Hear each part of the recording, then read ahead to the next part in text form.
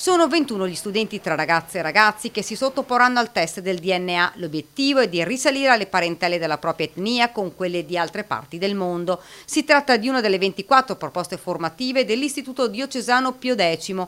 Sono stati proprio i giovani a lanciare la proposta. A partire da questo stimolo che è arrivato direttamente dai ragazzi, l'insegnante ha costruito, insieme con i colleghi, ha costruito il percorso, arricchendolo con elementi, oltre che di biologia, anche di storia e di filosofia, perché accanto al concetto di razza ci sono anche i concetti di cultura, di immigrazione, emigrazione, che sono tutte questioni che ci riguardano da vicino, soprattutto ai giorni nostri. La finalità è quella di sviluppare negli studenti lo spirito critico, la capacità di analisi e insegnare loro che la scienza è uno strumento fondamentale per rapportarsi al mondo e sostenere e argomentare le proprie idee.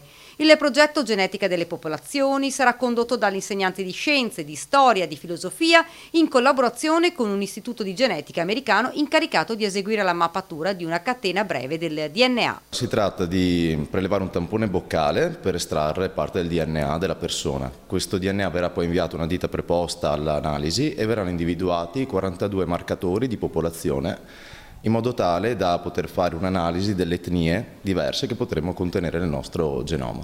Sul termine razza la comunità scientifica è chiara. La comunità scientifica è concorde nell'affermare che non esistono razze.